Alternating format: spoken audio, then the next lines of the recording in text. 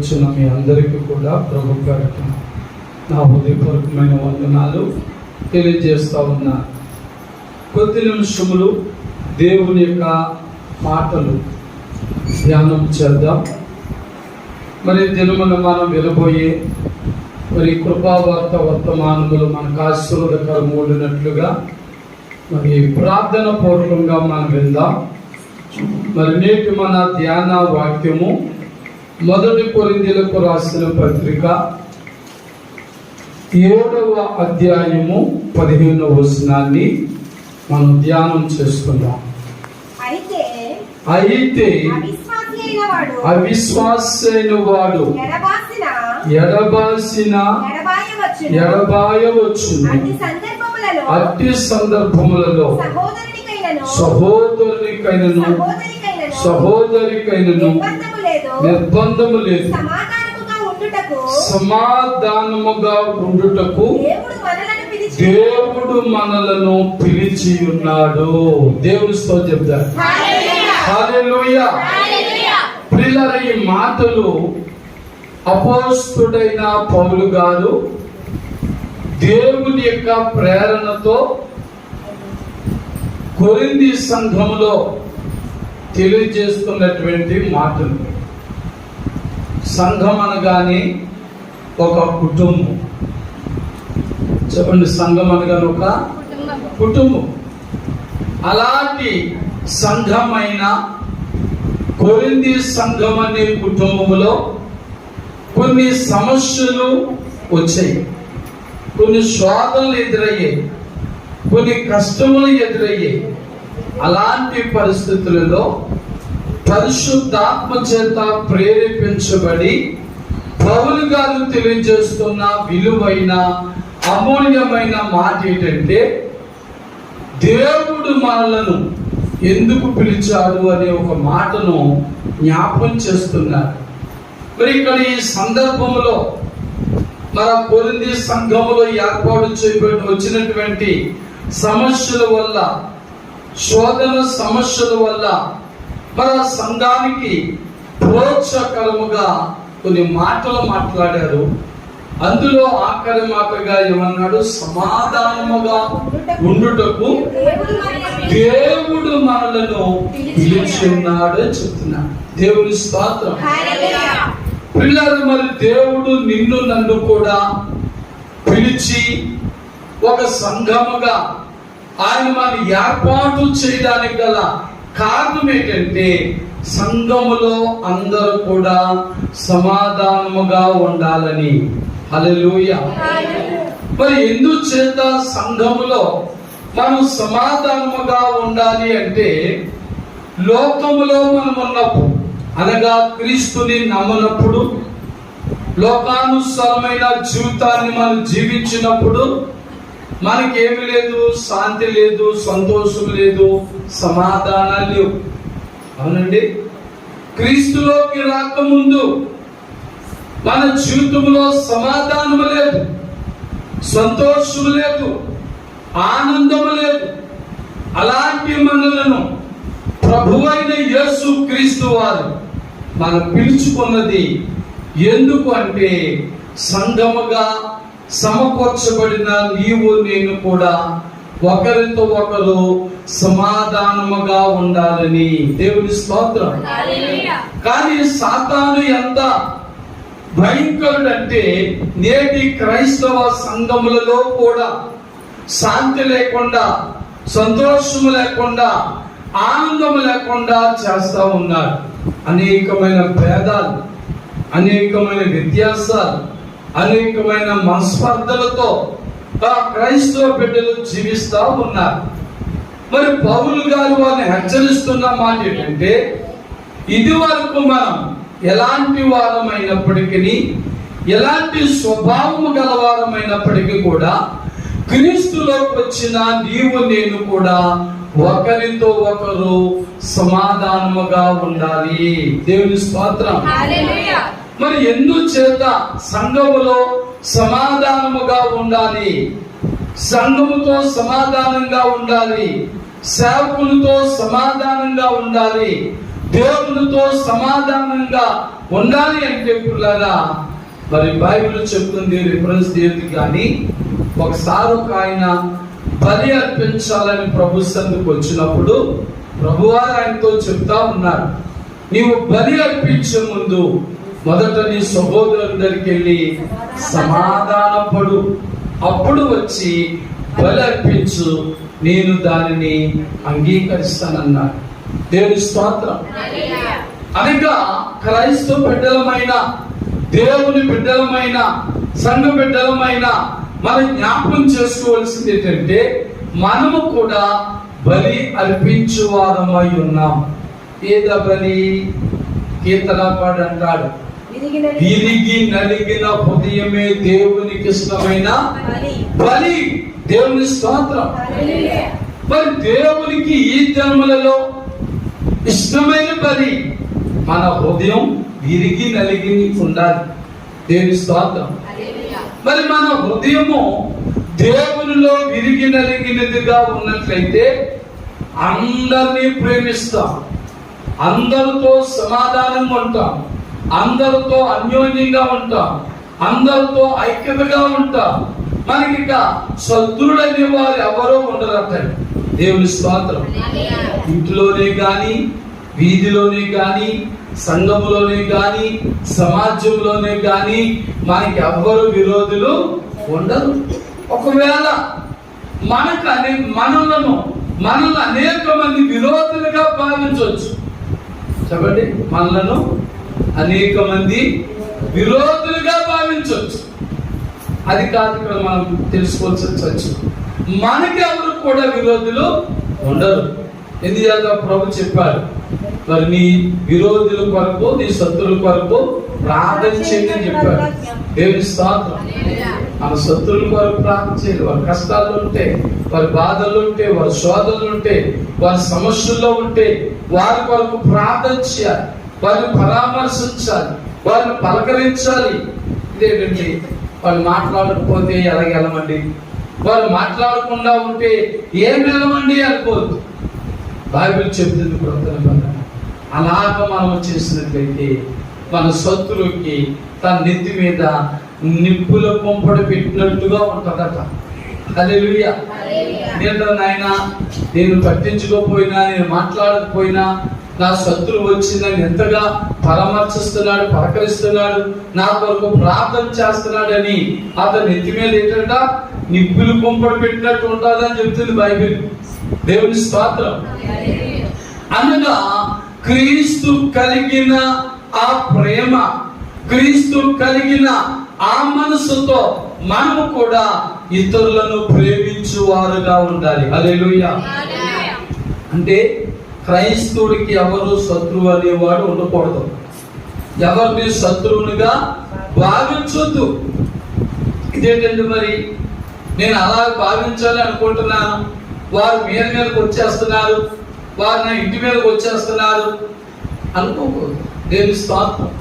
సామెతల గ్రంథకర్త అంటారు, దుష్టుడు ఎవరు తరమకుండానే పారిపోవును. దేవుని స్తోత్రం. నీ మనస్సు స్థిరమైనదైతే, నీ హృదయము విరిగి నలిగినదైతే, మరి విరిగి నలిగిన హృదయాన్ని దేవునికి బలి అర్పించినట్లుగా నీ విరిగి నలిగిన హృదయముతో ప్రార్థన చేసినట్లయితే దేవుని స్తోత్రం. హల్లెలూయా. మరి దుష్టుడు మన దగ్గర నుంచి ఎవరు తరమకుండానే పారిపోతాడో. దేవుని స్తోత్రం. వారు నిలబడలేరు, వారు మన ఎదుట నిలబడలేరు. మన భక్తి జీవితం, మన ప్రార్థన జీవితం వారిని నిలబడవద్దు. మనకి అన్యాయం చేయాలనుకున్నా, ఏ మోసం చేయాలనుకున్నా, ఏ నష్టము చేయాలనుకున్నా, ఏ కష్టములు పెట్టాలన్నా మరి దేవుడు మనను కనురెప్ప పాటులో తప్పిస్తా ఉంటారు. హల్లెలూయా. దావీదు గారు అనుభవ సాక్ష్యం అది. నేను పడిపోవడానికి శోధంలోనైనా, కష్టంలోనైనా, శత్రువు చేతుల్లోనైనా పడుటకు కొంచెములో తప్పి తిని అంటారు. హల్లెలూయా. మరి ఎందుచేత ఆ కొంచెములో దావీదు భక్తుడు తప్పించబడ్డానికి గల కారణము అతని మనసే, అతని హృదయమే. అతను ఎవరిని కూడా విరోధులుగా భావించలేదు. దేవుని స్తోత్రం. మరి ఇశ్రాయేలు ప్రజలకు మొదటి రాజు అయిన సౌలు గారు దావీదుని శత్రువు అనుకుంటున్నారు, కానీ దావీదు గారు సౌలుని శత్రువుగా చూడలేదు. అర్థం చేసుకుని గొప్ప మాట చెప్పండి. దావీదు గారిని సౌలు గారు శత్రువుగా చూస్తున్నాడే కానీ దావీదు గారు సౌలుని అన్నడు కూడా శత్రువుగా చూడలేదు. దేవుని స్తోత్రం. దావీదుకి చాలా సందర్భాల్లో సౌలు గారు దొరికేశారు. నిద్రావస్థలో నిద్రభారంలో ఉన్నప్పుడు సైతం కూడా దొరికేశారు. మరి అలాగే సౌలు ఒకవేళ దావీదు గారు శత్రువు అనుకుంటే అతన్ని చాలా ఈజీగా చంపేచ్చు. ఆయన చంపకుండా అతను పైబట్ట చిన్న ముక్క కట్ చేసి పట్టుకెళ్ళిపోయారు. హల్లెలూయా, హల్లెలూయా. ఎందుకు? సాక్ష్యానికి. రేపు పొద్దుట నువ్వెక్కడ నన్ను మరి నీకెక్కడ నేను దొరికాను, దొరికితే నువ్వు నన్ను వదులుతావా అని మాట్లాడతాడని, అలాగనే సందర్భంలో ఇదిగో పలానా చోట నువ్వు పడి నిద్రపోతున్నప్పుడు ఇదిగో నీ పై బట్ట నేను కట్ చేసి తీసుకొచ్చి ఇదిగో నీ బట్ట, అప్పుడే నేను శత్రువుగా నిన్ను భావిస్తే అప్పుడే హతమార్చేవాడిని. కానీ క్రీస్తు యేసుకు కలిగిన ఆ మనసు నేను కలిగి ఉన్నాను కనుక నేనేమి చేయలేదు. నా శత్రువు కాదు, నీవు నా మిత్రుడు అని చెప్పాడు. దేవుని స్తోత్రం. క్రైస్తవ బిడ్డలమైన దేవుని బిడ్డలమైన మనము అలాగే ఉండాలని. వేళ మనకు అనేకులు మన శత్రువుగా భావించని అది వేరే సంగతి, దేవుడు చూసుకుంటాడు. కానీ మన మట్టుకి ఎవరిని శత్రువులుగా మనం తలంచవద్దు. అందరితో మనం సమాధానం ఉండడానికి ప్రయత్నం చేయాలి. హల్లెలూయా, హల్లెలూయా. మరి అలాంటి సమాధానం ఈ లోకంలో లేదండి. కరోనా దినాల్లో గృహాల్లో లేవు, మనుషుల్లో లేదు, గ్రామాల్లో లేదు, పట్టణాల్లో లేదు, క్రైస్తవ సంఘాల్లో లేవు, దేశాల్లో కూడా లేవు. మరి సమాధానం అనేది ఇద్దరి మధ్య కానీ, రెండు దేశాల మధ్య కానీ, రెండు కుటుంబాల మధ్య కానీ మరి లేకపోతే అక్కడ ఏం జరుగుతుంది? యుద్ధమే జరుగుతుంది. చెప్పండి, అక్కడ ఏం జరుగుతుంది? యుద్ధమే జరుగుతుంది. మరి ఈ రోజున ప్రపంచ దేశాల్లో జరిగేది కూడా అది. దేశాల మధ్య సమాధానం లేదు. చెప్పండి, దేశాల మధ్య సమాధానం లేదు. సమాధానం లేక ఒక దేశం మీదకి ఒక దేశం యుద్ధాలకు వెళ్తున్నాయి. నీకంటే గొప్ప నేను, నీ ముందు నేను ఎందుకు లోబడి ఉండాలి, నీ ముందు నేను ఎందుకు తగ్గించుకోవాలనుకుంటున్నా. కానీ బైబిల్ ఏం చెప్తుంది? తన్ను తాను తగ్గించుకున్నవాడు హెచ్చించబడును, తన్ను తాను హెచ్చించుకున్నవాడు తగ్గించబడతాడు. గమనించండి, మనకి అలాంటి పౌరుషాలు వద్దు. క్రీస్తులో మనము క్రీస్తు కొరకు పౌరుషం కలిగి ఉందాము. కానీ పట్టుదల విషయంలో, గొడవల విషయంలో, దెబ్బలాట్ల విషయంలో, భేదాల విషయంలో, అసూల విషయంలో పౌరుషం కలిగి ఉండొద్దు. మనం క్రీస్తు బిడ్డగా మనం పౌరుషం కలిగి ప్రార్థన చేద్దాం.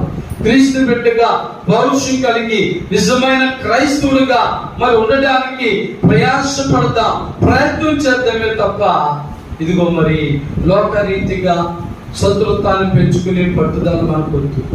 అందుకే ఇక్కడ పౌలు గారు ఈ 1 కొరింథీ పత్రిక 7వ అధ్యాయం 15వ వచనం చివరి లైన్లో చెప్తున్న గొప్ప మాట, విలువైన మాట ఏంటంటే సమాధానముగా ఉండడానికి దేవుడు మనలను పిలిచి ఉన్నాడు. దేవుని స్తోత్రం. కనుక ప్రియమైన దేవుని బిడ్డలారా, ఈ కృపావార్త వర్తమానం వినిచున్న నీవు ఈ ప్రశ్న ఒకసారి వేసుకో. దేవునితో నీవు ఎంతగా సమాధానంగా ఉన్నావు? దేవునితో సమాధానం కలిగి ఉన్నావా? దేవుని సేవకులతో సమాధానం కలిగి ఉన్నావా? దేవుని సంఘ బిడ్డలతో సంఘములో సమాధానం కలిగి ఉన్నావా? ప్రశ్నిస్తుంటాం. ఎందుకంటే ఇతరులతో మనం సమాధానముగా లేకపోతే మన హృదయంలో సమాధానం ఉండదు, మన కుటుంబంలో సమాధానం ఉండదు. కాబట్టి మనము కూడా చాలా వేదనలతో, బాధలతో, టెన్షన్లతో, శాంతి లేక, సంతోషం లేక మనము సతమతం అయిపోతాం. అందుకే బైబిల్లో చెప్తున్న ఒక మాట చెప్తాను. క్రిస్మస్ టైంలో మనం చదువుకుంటాం. లోకాసు వార్త 2వ అధ్యాయం 14వ వచనంలో సమాధానం ఎవరికో అక్కడ లేఖనములు చదివిస్తా ఉన్నది. సర్వోన్నతమైన స్థలములలో దేవునికి మహిమయు.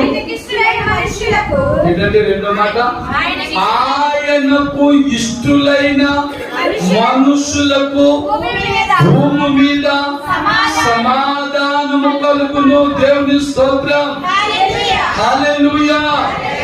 ఈ రోజుల్లో భూమి మీద ఉన్న చాలా మంది చెప్తున్న మాటలు, నాకు శాంతి లేదు, సమాధానం లేదు, సంతోషం లేదు, ఆనందం లేదు, చస్తేనే గాని నా బ్రతుకు స్థిరపడదు, నా కుటుంబం బాగుపడదు, నేను ఈ లోకంలో నాకు అనిపించేస్తున్నానని చెప్తా ఉంటా. దేవుని బిడ్డలారా, బైబిల్ ఏం చెప్తుందో తెలుసా?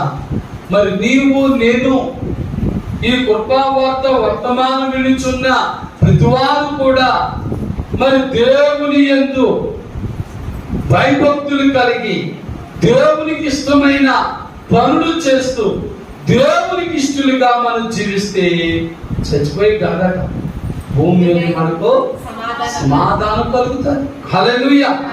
ఒకవేళ సాతాను మనకు సమాధానం లేకుండా చేసిన, శాంతి లేకుండా చేసిన, సంతోషం లేకుండా చేసిన, ఆనందం లేకుండా చేసిన, క్రీస్తుని బట్టి మనం ఎప్పుడు కూడా సంతోషంగానే ఉంటాం, ఆనందంగానే ఉంటాం, సమాధానంగానే ఉంటాం. దేవుని స్తోత్రం. లోకము మనకు సంతోషం, సమాధానం ఇవ్వకపోవచ్చు, కానీ క్రీస్తులో మనం ఉంటే ఎన్ని శోధనలు వచ్చినా, ఎన్ని సమస్యలు వచ్చినా, ఎన్ని వ్యాధులు వచ్చినా, ఎన్ని లోటులు వచ్చినా, ఎన్ని కొదువులు వచ్చినా, క్రీస్తుని బట్టి మనం ఎప్పుడు ఎలా ఉంటామండి? సమాధానంగా ఉంటాం. అందుకే అక్కడ లోకాసు వార్తలో ఆయనకి ఇష్టలైన మనుషులకే భూమి మీద సమాధానం కలుగుతుంది అంటుంది బైబిల్. ఒకవేళ ఈ రోజున మనలో ఎవరైనా నాకు సమాధానం లేదు, నాకు సమాధానం లేదు అని ఒకవేళ బాధపడుతున్నావా? అలా బాధపడుతూ ఉంటే బాధపడద్దు, కానీ ఒక ప్రశ్న వేసుకో. ఒక ప్రశ్న ఏంటంటే, దేవునికి నేను ఇష్టునిగా, ఇష్టురాలుగా ఉన్నానా? ఆ ప్రశ్న ఇదేంటండి బాబు, దేవుడు అంటే నాకు చాలా ఇష్టం అండి. అందరూ చెప్తున్నారు ఆ మాట. నువ్వే కాదు అమ్మా, క్రైస్తవుడే కాదు, పరిశుద్ధులే కాదు, నీతిమంతులే కాదు, లోకంలో చాలా మంది చెప్తున్నారు యేసు అంటే మాకు ఇష్టమే, యేసు అంటే మాకు ఇష్టమే. యేసు అంటే ఇష్టముగా ఉండొచ్చు, మంచిదే నీకు, కానీ నీవు నేను ఆయనకి ఇష్టలుగా ఉంటున్నామా లేదా? దేవుని స్తోత్రం. అది మన ప్రశ్న. నీకు నాకు ఇష్టమే, ఇష్టం కాబట్టి ఆయన దగ్గరికి వచ్చాం, ఆయన పాటలు పాడుతున్నాం, ఆయన ప్రార్థన చేస్తున్నాం, కానీ ఆయనకు ఇష్టలుగా ఉండడం అంటే అది కష్టతరమైన పని. ఒకసారి ఒక యవనస్తుడు యేసు ప్రభు దగ్గరికి వచ్చి కొన్ని కుశల ప్రశ్నలు అడుగుతాడు. ఏంటి? తాను అందరికంటే నీతిమంతుడిగా, గొప్పవాడిగా, యథార్థవంతుడిగా, ప్రార్థన పరుడుగా ఉండాలని, మరి మెప్పు పొందాలని, దేవుని చేత పొగిడించుకోవాలనే ఉద్దేశంతో కొన్ని కుశల ప్రశ్నలు వేస్తాడు. ఆయన మీకు తెలిసిందే. ప్రభువారు అన్ని కూడా చెప్తుంటే అవన్నీ కూడా నేను ఎప్పటి నుంచి పాటిస్తున్నాను? చిన్న వయసు నుండే, చిన్ననాటి నుండే అవన్నీ పాటిస్తున్నాను అని గర్వంగా చెప్పుకుంటున్నాడు. ప్రభు ఏమన్నాడు ఆ సమయంలో? నీకు ఇంకా ఒకటి కొదువుగా ఉంది. ఏమన్నాడు ప్రభువారు? నీకు ఇంకా ఒకటి కొదువుగా ఉంది. ఏంటి ప్రభు అని అడిగాడు. నువ్వు ధనాన్ని ప్రేమిస్తున్నావు. ఏం ప్రేమిస్తున్నావు? ధనాన్ని ప్రేమిస్తున్నావు. అరే 99% నేను నిన్నే ప్రేమిస్తున్నాను కదా, ఈ ఒక్కటే కదా, ఈ ఒక్కటే కదా అనుకుంటాడు తన మనసులో. ప్రభు అన్నాడు, నీవు నీ ధనమును పేదలకు ఇచ్చేసి నన్ను వెంబడించు అన్నాడు. నిజంగా అతడు దేవునికి ఇష్టలుగా ఉండాలనుకుంటే ఆ ఒక్కటి కూడా విడిచిపెట్టి వచ్చేయాలి. చూసారా, అతని జీవితం నిజమే. 199 నీతిమంతుడిగానే ఉన్నాడు. దేవునికి ఇష్టమైన వానిగా ఉన్నానేమో, ఇష్టమైన వానిగానే ఉన్నాను అనుకుంటున్నాడు అంతే. కానీ ఒక్కటి కొద్దిగా ఉండడం చేత, ఆ ఒక్క లోటు చేత అతడు దేవునికి ఇష్టడుగా ఉండలేకపోయాడు. ఆ మాట నెరవేర్చలేక, ప్రభు చెప్పిన పని చేయలేక తన మనసు చిన్నపుచ్చుకొని తన ముఖం తిప్పుకుని వెళ్ళిపోయాడు. ఆలోచించండి. మరి నీవు నేను కూడా దేవునికి ఇష్టమైన పాటలు పాడేస్తున్నాను, దేవునికి ఇష్టమైన రీతిలో ప్రార్థన చేస్తున్నాను, దేవునికి ఇష్టమైన రీతిలో బైబిల్ చదివేస్తున్నాను, దేవునికి ఇష్టమైన రీతిలో మరి శుక్రవారం, ఆదివారం, బుధవారం మానకుండా చచ్చిపోచ్చేస్తున్నాను. మరి ఇంకేంటండి, నేనేనండి దేవునికి ఇష్టుని అనుకోవచ్చు, మనం తృప్తి పడవచ్చు. ఒకవేళ ఆ యవనస్తుల్లో ఉన్న ఆ చిన్న లోపం లేక ఆ ఒక్క లోపాన్ని కూడా సరి చేసుకుంటే దేవునికి ఎంతో ఇష్టడుగా ఉండేవాడు. ఈ రోజుల్లో మనం అలా ఉన్నాం. నేనైనా నువ్వైనా ఈ కృపా వర్తమానం విలుచున్న చాలా మంది అలాగున్నారు. ప్రభు నీకు నాకు బయలుపరిచిన ఆ చిన్న లోపాన్ని, ఆ చిన్న కొదువ, ఆ చిన్న లోటును మనలో నుంచి తీసివేయమని, మన జీవితంలోంచి మనకి ఇష్టమైన అది కూడా తొలగించుకోమని ప్రభు చెప్తా ఉంటే మనం కూడా యవనస్తుల వలె మొఖం చల్లబుచ్చుకు వెళ్ళిపోతున్నాం. ఇదేంటి 99% కరెక్ట్గానే ఉన్నాను కదా, ఈ ఒక్కటికైనా, ఈ ఒక్కదానికైనా అనుకుంటున్నాం మనం. ఇంకొక మంచి మాట చెప్తాను, స్త్రీలుగా మీకు తెలిసిన మాట. మీరు 1 లీటర్ పాలు కాస్తారు, పెరుగుదోడు అంటారు. అమ్మా ఏం చెప్తారు? పెరుగుదోడు అంటే 1 లీటర్ పాలు కాసారు అనుకోండి, అందులో మళ్ళా తోడు లీటర్ పెరిగేసేస్తాం. ఇస్తామా? చిన్న పెరుగు చుక్క వేస్తాం, చిన్న చుక్క. ఆ చిన్న చుక్క ఆ కాచి చల్లార్చినటువంటి ఆ పాలలో వేసినప్పుడు దాని స్వభావం ఏమైపోయింది? ఇప్పుడు మారిపోయింది. పాలని పేరు పోయి పెరుగు అనే పేరు వచ్చింది. మీకు అంతే, చిన్న చుక్క వేస్తాం.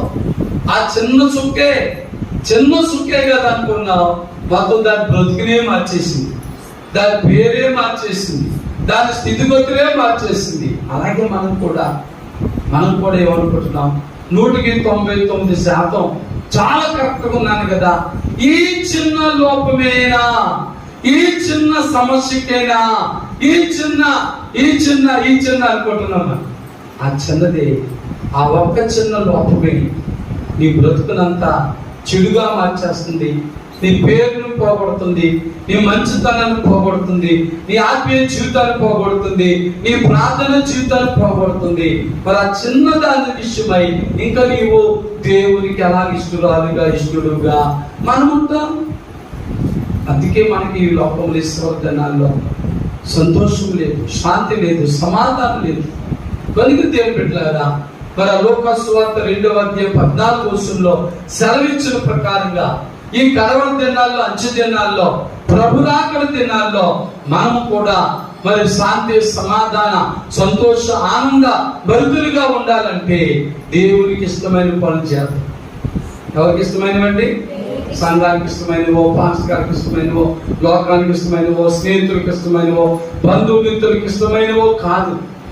దేవునికి ఇష్టమైన పనులు చేద్దాం, దేవుని యొక్క ఆజ్ఞలు పాటిద్దాం, దేవుని యొక్క కట్టడలను పాటిద్దాం, దేవుని యొక్క లేఖనము నువ్వు ఏదైతే ధ్యానిస్తున్నావో, చదువుతున్నావో అందులో రాయబడిన ప్రకారంగా జీవిద్దాం. దేవుని స్తోత్రం. ఇప్పుడు ఎక్కడో కాదు, పరలోకం వెళ్ళిపోతేనే నాకు సంతోషం అండి, సమాధానం అండి, లోకంలో ఉన్నంతకాలం నా బ్రతికింతేనండి అనుకోవద్దు. బైబిల్ చెప్తున్న గొప్ప మాట, నా సొంత మాట కాదు. భూమి మీద ఆయనకి ఇష్టమైన మనుషులతో సమాధానం కలుగుతారు.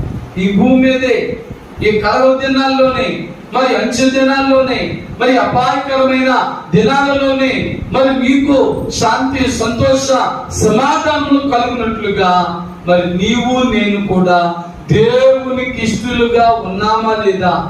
దేవునికి ఇష్టమైన కార్యములు చేస్తున్నామా లేదా, దేవునికి ఇష్టమైన వారిగా జీవిస్తున్నామా లేదా అని ఒక్క నిమిషం మనం మోకరించి ప్రభు సన్నిధిలో మనలను మనం పరీక్షించుకుందాం, మనం పరిశోధించుకుందాం. ప్రభా, నాకు శాంతి లేదు నాయనా అనుకుంటున్నావా? ఒకసారి ప్రశ్నించుకో. నాయన, నాకు సమాధానం లేదు అనుకుంటున్నావా? ఒకసారి ప్రశ్నించుకో. నాకు స్వస్థత లేదు నాయన, ఆరోగ్యం లేదు నాయన, నా కుటుంబంలో నా భార్య, భర్త, నా తల్లి, నా తండ్రి, నా బంధువు, నా మిత్రులు, నా స్నేహితులు, నా సంఘం, మరి నేను వారితో, వారు నాతో సంతోష సమాధానంగా ఉండలేకపోతున్నామని బాధపడుతున్నావా? ఒక్కసారి నీవు ప్రశ్నించుకో. ప్రభు వారు మనం పిలిచింది సమాధానంగా ఉండడానికి. ఎవరికి ఆ సమాధానం అంటే దేవునికి ఇష్టలుగా ఎవరైతే ఉంటారో వారికి ఆ సమాధానం భూమి మీద కలుగుతుందని బైబిల్ చెప్తున్న ప్రకారంగా ఆ గొప్ప సమాధానం నీవు నేను పొందుకుని ఈ కడవరి దినాల్లో సంతోషానంద భర్తులుకుంటున్నట్లుగా ప్రార్థన చేసుకుందాం. కృపామయుడా యేసయ్యా మీకు వందనాలు. ఇదిగోనైనా మొదటి కొరింథీ పత్రిక 7వ అధ్యాయం 17వ వచనం చివరి లైన్లో చెప్పినట్లుగా సమాధానముగా ఉండుటకు దేవుడు మనలను పిలిచి ఉన్నాడని పౌలు గారు చెప్పిన గొప్ప మాట నా జీవితంలో, మా జీవితంలో, అలాగే కృపావర్తమానం పిలిచున్న ప్రతి వారి జీవితంలో నెరవేర్చబడినట్లుగా మమ్మల్ని మేము పరీక్షించుకొని నీకు ఇష్టమైన బలి అయిన విరిగి నలిగిన హృదయం కలిగి ఇతరుల ప్రతి వారిని కూడా మా తోబుట్టుల వలె, మా సోదరుల వలె, మా బంధు మిత్రుల వలె నాయన నిన్ను వలె నీ పొరుగు వారిని ప్రేమించమన్న వాక్య రీతిగా నన్ను మమ్మలను మార్చి నీకు ఇష్టమైన వారిగా జీవించు, నీకు ఇష్టమైన పనులు చేస్తూ నీకు ఇష్టలుగా జీవించి గొప్ప సమాధానం ఈ కడవరి దినాలు, అంచె దినాల్లో ఈ భూమి మీదే, ఈ కుటుంబంలోని, ఈ సంఘంలోని పొందినట్లుగా సహాయం చేయమని మా ప్రభువును ప్రియరక్షకుడైన యేసుక్రీస్తు పరిశుద్ధ నామములో ప్రార్థించి వేడుకొనుచున్నాము తండ్రి. ఆమేన్, ఆమేన్. దేవుని స్తోత్రం. హల్లెలూయా, హల్లెలూయా. వరకు వర్తమానములు చక్కగా విన్న మీ అందరికీ వందనాలండి. దేవుడు మిమ్మల్ని అందరినీ దీవించుగా. ఆమేన్. God bless you all. Amen.